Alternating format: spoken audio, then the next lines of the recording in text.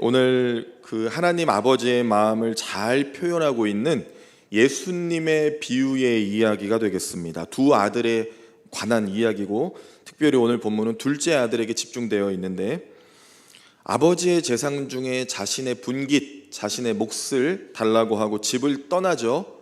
허랑방탕하게 생활하다가 거지의 모습으로 나타난 둘째 아들. 아마 이 내용은 잘 아실 것이고 믿음이 없는 분들도 아마 이 정도 내용은 아실 것 같습니다. 그런데 아버지가 아무것도 묻지 않고 잔치를 베풀어 주시잖아요. 그 아버지의 모습에 분노하고 전혀 받아들이지 못하는 또 아들이 있잖아요. 맏아들입니다. 이 둘의 공통점, 둘째 아들, 집 떠났다가 돌아온 아들과 그리고 그 모습, 잔치 벌여주시는 아버지 모습에 분노한 이 아들, 이 둘의 공통점이 있거든요. 아버지 마음을 몰라요. 조금도 몰라요. 아무것도 몰라요. 어떻게 보면 참 불행한 아버지죠. 떠난 아들과 거부하는 아들을 동시에 갖고 있습니다.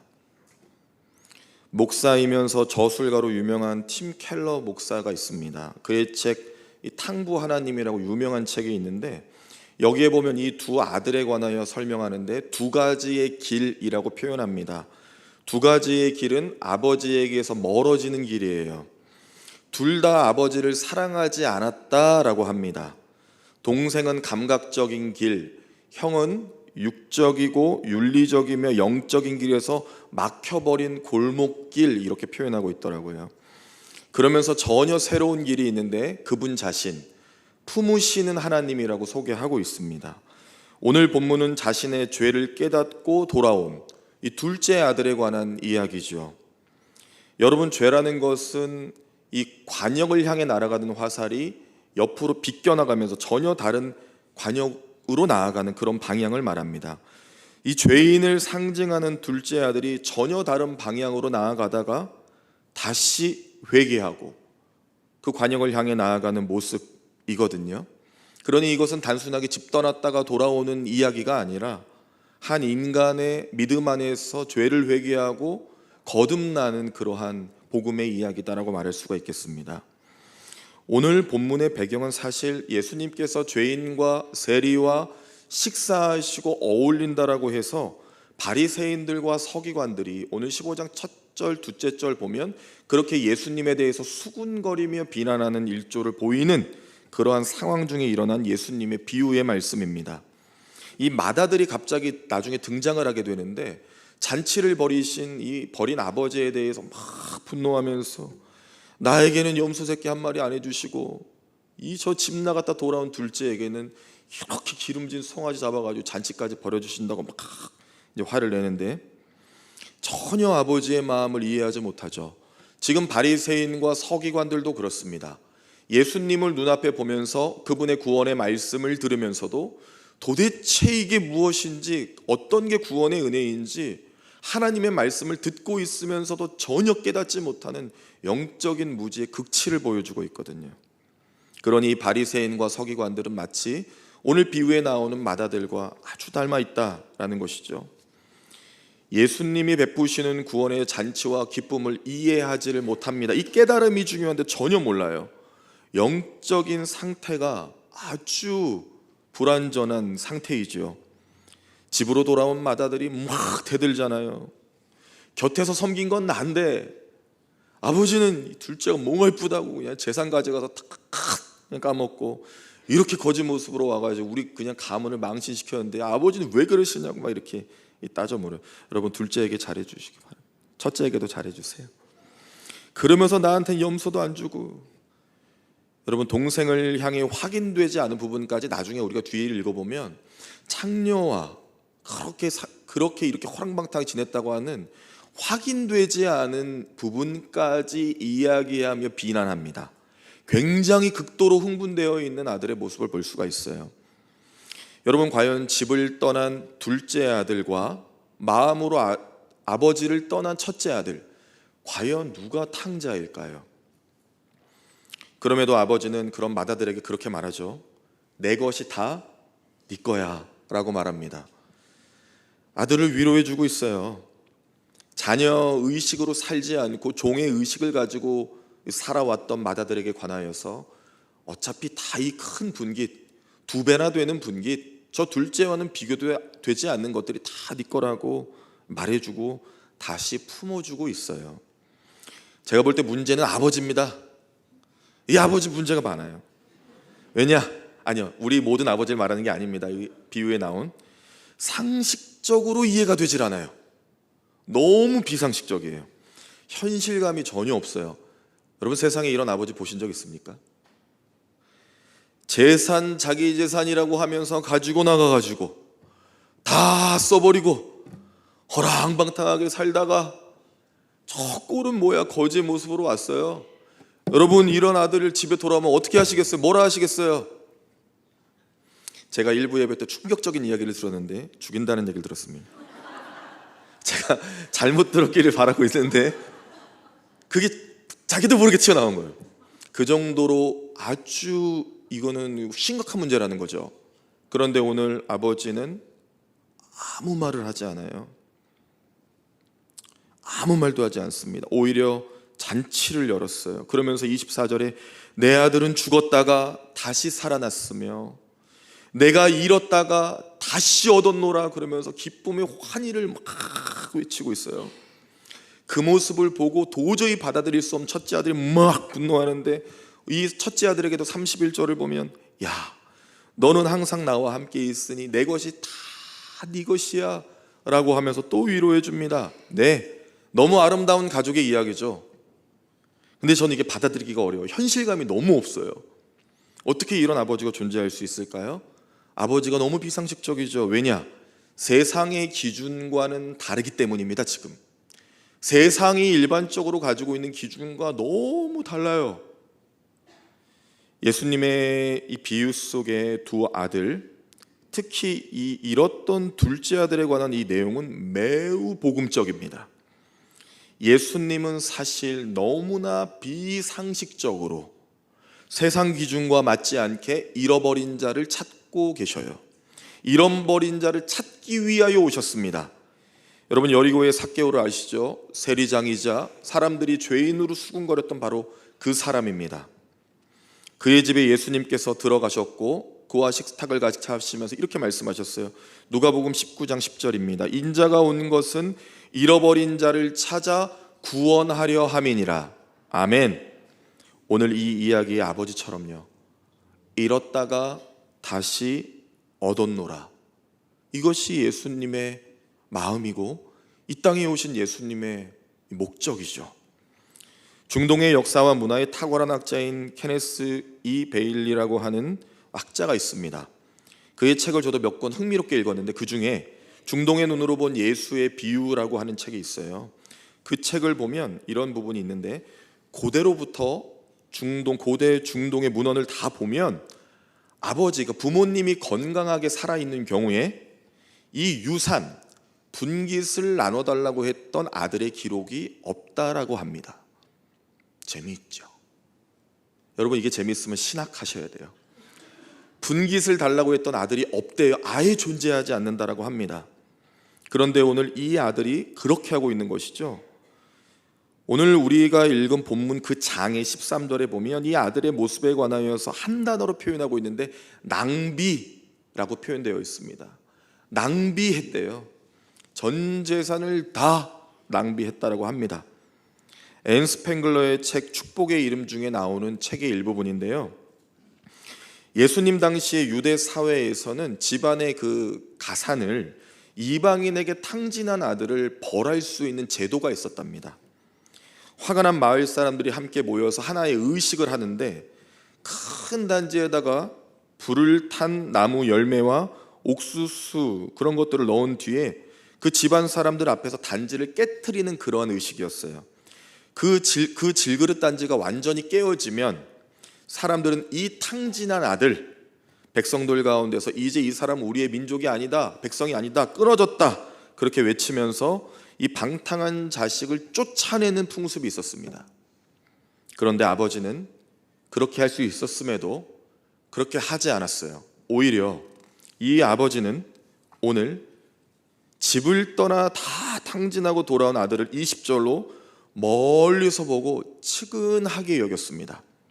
여러분, 여기서 측은하게 여기다라는 단어의 원형을 보면 스프랑크 디조마이인데 영어로는 컴패션이죠. 창자가 뒤틀린 듯 마음이 아파서 견딜 수 없는 상태이자 그 고통을 함께 경험하는 그러한 마음입니다. 자녀를 사랑하시는 하나님 아버지의 마음이 너무나 잘 드러난 단어인 것 같아요. 여러분, 근데 제가 아이가 셋 있지만 아직 잘 모르겠습니다. 창자가 뒤틀리면서 자식을 바라본 적 있으세요? 그러한 심정으로 아직은 저에게 시간이 더 필요하겠죠. 저희 막내가 2살, 3살 그쯤에 밤에 고열로 이렇게 아팠던 적이 있습니다. 아내가 소리를 치더라고요. 여보, 그렇게. 그래서 이제 잠에 깼죠. 왜 불렀을까? 나가봤더니 아이가 이렇게 거실에 누워 있었어요. 하얗게 질린 모습으로 입술은 파랬습니다. 눈으로 보일 만큼요. 그래서 제가 너무 불안하고 두려워서 이 아이의 손을 한번 들어봤어요. 본능적으로. 그랬더니 툭 떨어지는 거예요. 마음이 철커덕했습니다. 또 본능적으로 손가락을 코에 한번 대봤는데 호흡이 없었어요. 너무나 두려웠고 처음 겪는 이 일 때문에 아주 저의 몸도 막 그랬습니다. 핸드폰을 들고 있으면서도 그게 어디 있는지 막 소리치며 찾았어요. 그리고 119에 전화했죠. 어떻게 하면 되냐고. 그분이 저를 위로하더라고요. 많이 놀라셨죠? 그렇게. 그래서 제가 막 소리를 쳤어요. 방법을 알려달라고. 그랬더니 방법을 몰라요. 많이 만져주라고 하더라고요. 그래서 이렇게 만져줬어요. 나중에 알고 보니 호흡이 돌아왔는데 고열성 경련으로 아이는 7세 이하의 아이는 그러한 경우를 경험할 수가 있다라고 합니다. 그 이후에 아이가 조금만 열이 나면 아내는 지금도 잠을 못 자요. 제가 그 일을 겪고 나서 아주 조금 느꼈습니다. 자녀가 아픈 거 부모가 대신 아프고 싶은 마음이 이런 걸까라는 생각을 해봤어요. 그러나 엄마는 지금 열이 나면 못 자지만 아빠는 어떻게 그렇게 잘했어요? 아빠는 엄마 못 이겨요. 베드로후서 3장 9절을 보니까요, 주의 약속은 어떤 이들이 더디다고 생각하는 것 같이 더딘 것이 아니라 오직 주께서는 너희를 대하여 오래 참으사 아무도 멸망하지 아니하고 다 회개하기에 이르기를 원하시느니라. 아멘. 하나님께서는 다 회개하여 돌아오기를 원하셔요. 그래서 이 아버지가 둘째 아들이 집으로 돌아오는 걸 보면서 달렸어요. 그리고 아버지는 화를 내지 않습니다. 어떤 책임도 묻지 않았어요. 그저 달렸어요. 고대 근동 중동 사람들은요, 일반적으로 긴 옷을 입거든요. 그런데 달리는 경우가 거의 없어요. 특히 나이가 지긋한 어른인 경우에는 더 없답니다. 왜냐하면 다리를 드러내고 달리는 것이 수치스럽다라고 여기는 문화권 안에 있었거든요. 그래서 달리지를 않는다는 거예요. 그런데 지금 가장 소중한 것을 잃어버렸던 이 아버지가 그 소중한 것을 찾았어요. 그 증거가 입을 맞춘 겁니다. 입을 맞췄어요. 목을 끌어안고 사랑하는 이 아들을 끌어안고 그렇게 입을 맞춥니다. 그런데 이것이 한 번 입을 맞춘 것이 아니라 몇 번이나 입을 맞춘 거예요. 수차례 입을 맞춘 것입니다. 그 뜻이. 그럼 여러분 한번 상상해 보세요. 저기 몰골이 험한 아들이 이제 오고 있는데 못 기다리고 뛰어나가서 그 치근한 마음, 창자가 뒤틀리는 심정으로 그 아들을 끌어안고 목을 끌어안고 입을 계속 맞추는 거예요. 얼마나 긍휼히 여겼으면 묻지도 않고 그렇게 끌어안고 그랬을까요? 그 아들의 고통을 고스란히 받아내는 것만 같아요. 그 아픔 더 묻지 않아도 괜찮다는 거죠. 그것이 참 놀라운 부모의 사랑이고, 특별히 이 본문에 나오는 비상식적인 아버지의 모습이에요. 이미 아버지 마음 안에는 집 나갔던 둘째 아들이 다 탕진해버린 재산이 없고요, 허랑방탕한 생활에 관해서 관심도 없는 것 같아요. 아버지는 이 마음을 가지고 너무나 이기적인 이 아들에 관하여서 그 어떤 안 좋은 마음도 없는 것 같습니다. 그저 환대할 뿐이에요. 그저 환대할 뿐입니다. 이 돌아오고 있는 아들을 진정으로 받아들이고 있어요. 그냥 그 모습 그대로 괜찮다 이거예요. 아버지는 이미 용서한 것 같습니다. 용서하지 않고서 어떻게 그러겠어요? 이미 용서했기 때문에 그럴 수 있는 거죠. 다 용서했으니까요. 돌아오는 아들을 향해 달려가는 아버지는요, 사람들의 시선이나 관습이나 뭐 그런 거 다 상관없어요. 여러분, 이 모습은 마치 모든 수치를 뒤로하고 모든 수치를 받아내며 그 모든 죄를 끌어안고 십자가에 달리신 예수님을 연상하게 합니다. 날 구원하시기 위하여 낮고 낮은 자리로 오실 뿐만 아니라 나를 구원하기 위하여, 죄 용서하기 위하여 십자가로 달려가시는 예수님과 같아요. 성경은 긴 이야기를 풀어내고 있지만 예수님은 달리셨어요. 예수님은 마음과 중심을 다해서 나를 구원하기 위하여 달리셨어요. 십자가로요. 십자가로 달리셨습니다. 그 복음의 주님이 오늘 이 비유 가운데 고스란히 담겨 있습니다. 빌립보서 2장 7절에서 8절은 그는 근본 하나님의 본체시나 하나님과 동등됨을 취할 것으로 여기지 아니하시고 오히려 자기를 비워 종의 형체를 가지사 사람들과 같이 되셨고 라고 말하고 있어요. 예수님께서는 그렇게 육신의 몸을 입으시고 이 땅에 오셔서 십자가로 달리셨습니다.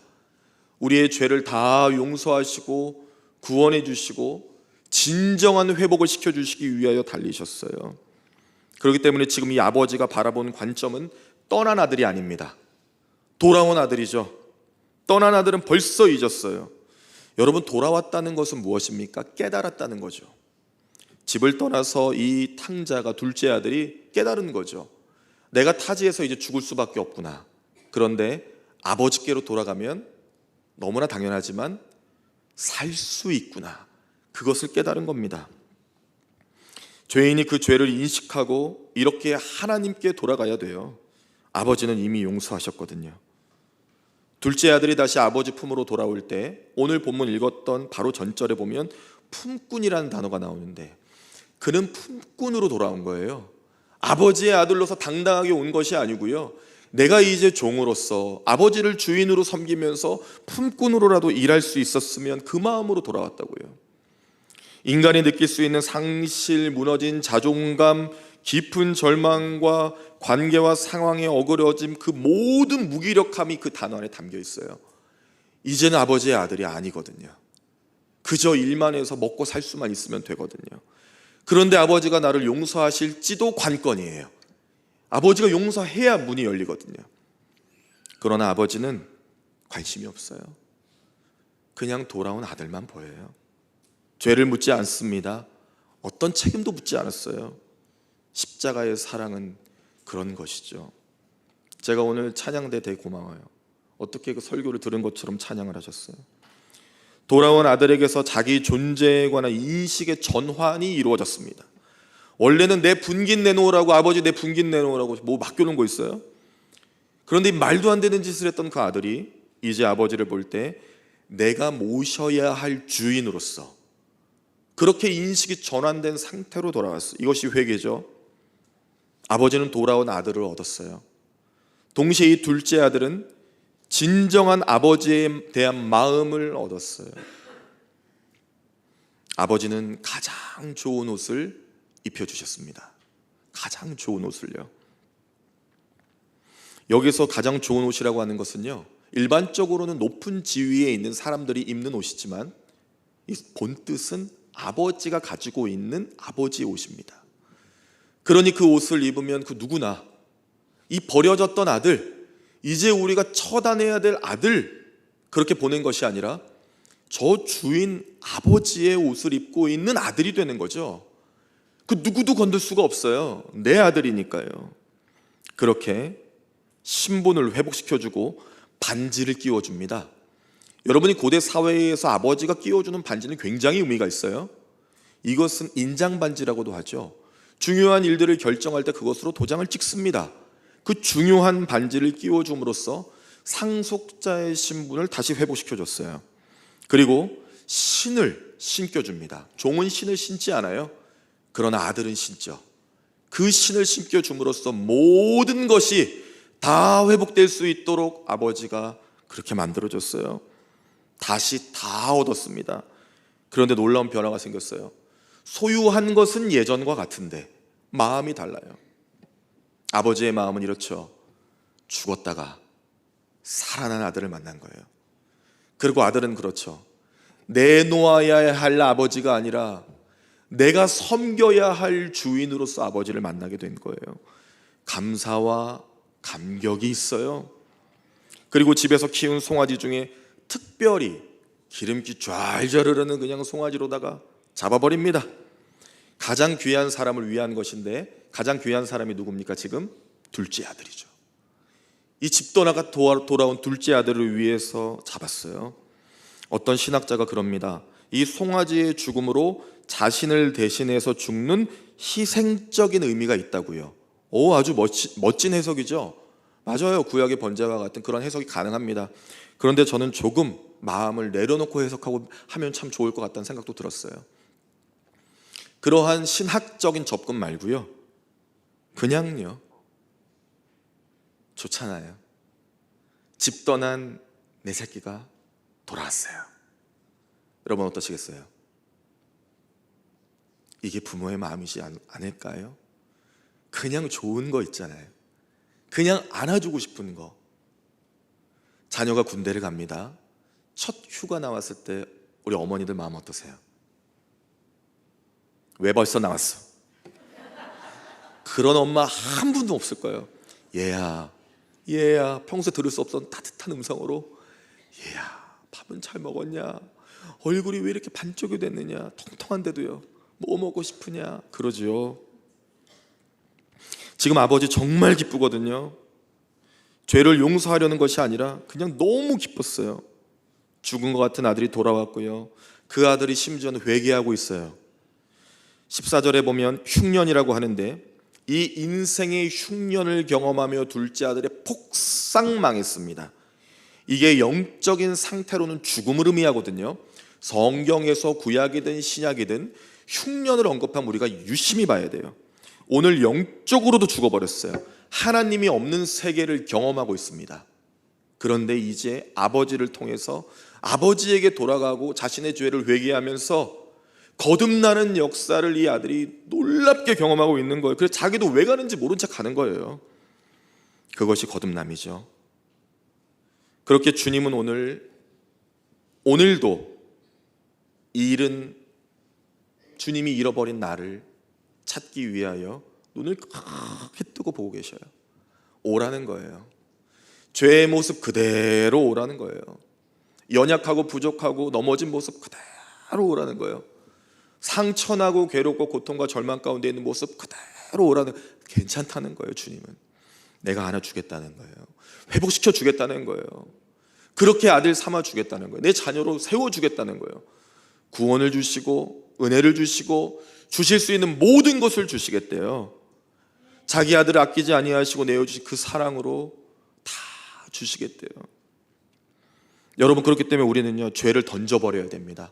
하나님 없는 것 같은 세계 속에 살지만 그것을 던져버려야 돼요. 늘 주님께로 나를 던져야 돼요. 던지세요. 인생 뭐 있어요? 주님께 던져야 답이 나와요. 주님께 달려가야 돼요. 그분이 이미 전속력으로 달려오고 계시거든요. 주님은 우리를 위하여 십자가를 붙잡으시고 달려오고 계신데 구원하기 위하여 나는 한 발도 움직이지 않고 있어요. 너무 좋은 거죠. 하나님 없는 이 세계와 세상과 세속이 너무 좋은 거죠. 던져야죠. 하나님 앞에 달려가야 돼요. 주님 앞에 달려가야 돼요. 십자가를 묵상해야 돼요. 하나님은 우리를 거절하지 않으세요. 환대하시죠. 오늘도 내일도 팔을 벌려 기다리고 계셔요. 여러분, 팔을 벌려 자녀를 이렇게 품으려고 안으려고 하고 있는데 자녀가 문을 쾅 닫으면 이거 부끄러워 어떻게 해요? 그런데 이렇게 자녀를 탁 이러는데 아버지, 그렇게 하진 않겠죠. 아버지, 어머니 하면서 팍 달려와서 나이에만 상관없이 팍 안기면 이 부모님이 얼마나 좋으시겠냐고요. 자녀된 여러분, 오늘 부모님 연락 드리시고요, 안아주시고요, 막 해주세요. 사랑해요 아버지, 사랑해요 어머니.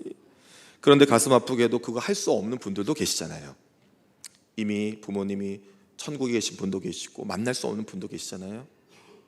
정말 우리 주님께서 그렇게 아버지가 되어주시니 그분께 우리의 마음과 정성을 고백해보면 어떨까요? 로마서 8장 1절에서 2절 말씀입니다. 그러므로 이제 그리스도 예수 안에 있는 자에게는 결코 정죄함이 없나니 이는 그리스도 예수 안에 있는 생명의 성령의 법이 죄와 사망의 법에서 너를 해방하였음이라. 아멘. 다 용서하셨어요. 그냥 믿고, 주님 믿고 나아가면 됩니다. 어떤 모습도 괜찮아요. 내가 죄인이기 때문에 나를 만나 주셨고요, 내가 죄인이기 때문에, 연약하기 때문에 구원해 주셨어요. 답이 없는 인생이라 먼저 구원해 주셨어요. 우리 자랑할 거 하나도 없어요. 나는 구원받았고 너는 구원받지 않았지 않느냐, 나는 이렇게 말씀 잘 지키는데 너는 지키지 않니, 그런 바리새인과 서기관의 관점을 다 버려야 돼요. 죄인이기 때문에, 거지와 같기 때문에, 아무것도 없기 때문에 도저히 답이 안 나올 것 같아서 먼저 만나주신 것뿐이에요. 여러분, 그 은혜가 우리 안에 있잖아요. 그래서 우리는 주님께 돌이켜야 합니다. 주님을 만나야 하고요, 오늘도 내일도 모레도 누구를 향해 달려가야 할까요? 그렇죠, 주님을 향해 달려가야 돼요. 주님을 만나야 돼요. 거기에 구원이 있고요, 죄 용서가 있고요, 거듭남의 역사가 있으니까요. 그런데 이게 없으면 어떻게 될까요? 살아있는 것 같지만 죽은 것이죠. 여러분, 우리에게 자격이 있어요. 우리의 자랑이나 의가 아니고요, 예수님이 우리를 위해 죽으셨어요. 예수님이 우리를 위해 부활하셨습니다. 하나님 말씀으로. 그래서 우리가 그분의 이름을 믿으면 구원받잖아요. 하나님의 자녀예요. 우리는, 나는 하나님의 자녀입니다. 우리 하나님의 자녀잖아요. 뻔뻔해야 돼요. 여러분, 그 어떤 자녀가 엄마한테 밥을 달라고 하는데 무릎을 꿇고 조아리겠습니까? 어머니 밥 한 끼만 주시옵소서. 그런 자녀 없지요. 엄마 밥 주세요, 배고파요. 그럼 엄마는 그 배고프단 소리, 이야 배고프면 안 되지, 세상이 그냥 무너질 것처럼 그냥 그렇게 마음으로 정성하시잖아요. 안 하시는 것처럼 하세요. 그런데 그 자녀가 그렇게 하니까 당연하니까요. 내 아들 내 딸이잖아요. 하나님 앞에 나아갈 때 우리가 뻔뻔해야 돼요. 하나님 나 잘 인도해 주세요. 하나님 나 길을 열어주세요. 하나님 나 믿음의 배우자를 만나게 해주시고, 믿음의 자녀를 얻게 해주시고, 하나님 우리 가족이 구원을 받게 해주시고요, 하나님의 영광을 올려드리는 복음의 가정 되게 해주세요. 그렇게 인도해 주세요. 하나님. 그 다음날 됐는데 안 이루어졌어요. 그러면 자녀가 어떻게 됩니까? 뻔뻔해야 돼요. 하나님 왜 안 주셨어요? 하나님 오늘 주시려나 보다. 너무 업무가 많으셨죠? 하나님 인도해 주세요. 이 아들 이 딸 살려주세요. 그 다음날 또 이루어지지 않았어요. 어떻게 하시면 됩니까? 또 주세요. 이런 뻔뻔함이 있어야 돼요. 그래서 믿음으로 감사를 먼저 하시는 거예요. 하나님 감사합니다. 하나님 감사합니다. 가장 좋은 때 나를 인도해 주실 거잖아요. 하나님 감사합니다. 감사합니다. 오늘 이 둘째 아들 정말 뻔뻔하죠. 자기가 어디라고 와요 지금 여기가. 그래서 그 뻔뻔함이 너무 미웠던 거예요, 첫째 아들은. 그러나 아버지는 그렇지 않아요. 잃었다가 다시 얻은 기쁨이 너무 커요. 아이를 뵌 여인이 10달 동안 고통 가운데 있잖아요. 아이를 낳을 때까지. 그런데 그 아이를 낳고 나서 그 생명을 보며 다 잊는다고 하더라고요. 얼마나 귀한 일일까. 생명을 얻는다는 것, 특별히 내 사랑하는 자녀를 얻는다는 것은 그런 것이겠죠. 오늘 그 사랑의 아버지의 마음이, 하나님의 마음이 우리 온 교회와 우리 사랑하는 교우들과 또한 우리 가정에 있기를 간절히 바랍니다. 특별히 우리 사랑하고 존경하는 귀한 남부교회 어르신들 가운데 하나님 아버지를 사모하고 하나님께 영광 올려드리는 그 귀한 마음이 동일하게 있기를 바라고, 특별히 오늘 여러분의 부모님이 계시다면 오늘 마음과 중심을 모아 하나님을 사랑함과 같이 그 사랑으로 마음도 표현해 주셨으면 참 좋을 것 같네요. 무엇보다 다시 얻은 기쁨이 우리 주님께 있을 수 있도록 우리 모두가 자녀되어 그분께 달려갑시다. 아멘. 기도하겠습니다.